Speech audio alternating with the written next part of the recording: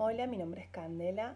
En este video voy a contar eh, el capítulo 12 de Anthony Prost en las 12 lecciones sobre historia. El capítulo se llama La historia se escribe y comienza enumerando los rasgos del texto histórico. En primer lugar, habla de un texto saturado, digamos, un texto que tiene su propia estructura, su propia coherencia, un texto pleno que sigue una cronología. En este texto, el historiador se encuentra casi siempre con lagunas que son inevitables, las cuales él debe asumirlas o bien disimularlas diciendo que son de poca importancia o son investigaciones futuras que él no las pudo llevar a cabo por falta de tiempo o por desinterés. En el segundo inciso de los rasgos del texto histórico aparece el texto objetivizado y autorizado.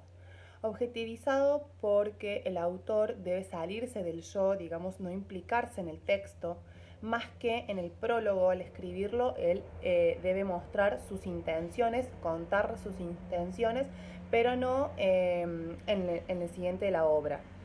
Un texto autorizado es porque el historiador debe, ese saber que él dice tener, debe argumentarlo de alguna forma.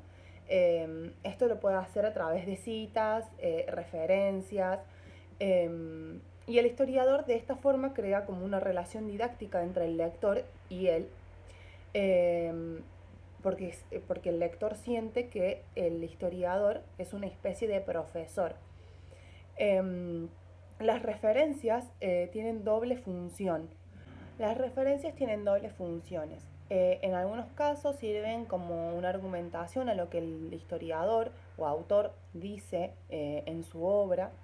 En otros casos sirven como una especie de escudo para futuras críticas entre colegas.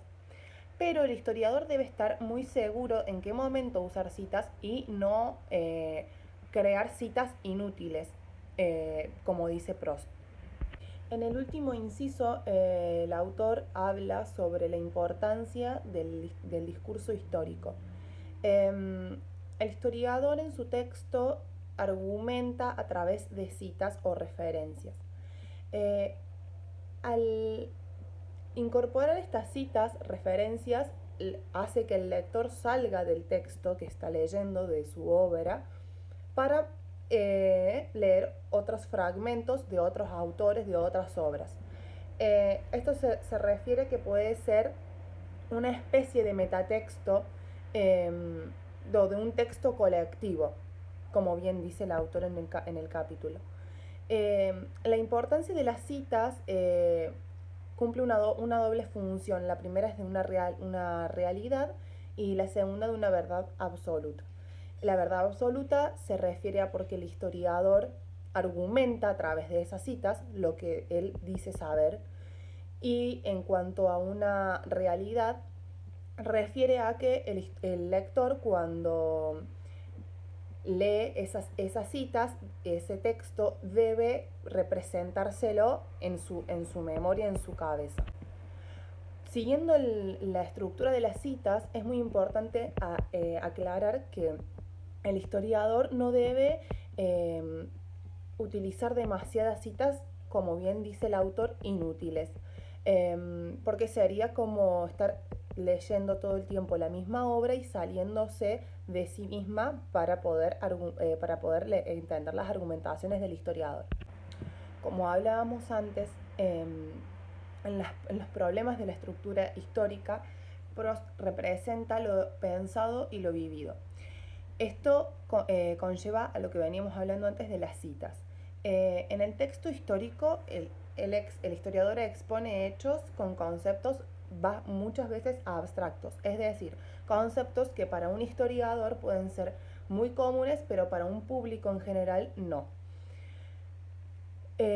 Para esto, el receptor utiliza la representación, y es muy importante que el historiador le brinde puntos de apoyo, como veníamos diciendo, las citas y las referencias. Para que no tengamos problemas en la escritura de la historia es muy importante decirlos correcto con palabras, como aparece en un inciso del capítulo de Proust. La historia debe estar bien escrita, debe tener una connotación y una denotación. Eso significa el significado de la palabra y la denotación, lo que uno entiende por ese significado de la palabra. Por eso es muy importante que el historiador encuentre la palabra correcta y debe evitar escribir connotaciones innecesarias para que el lector no se aburra de su obra.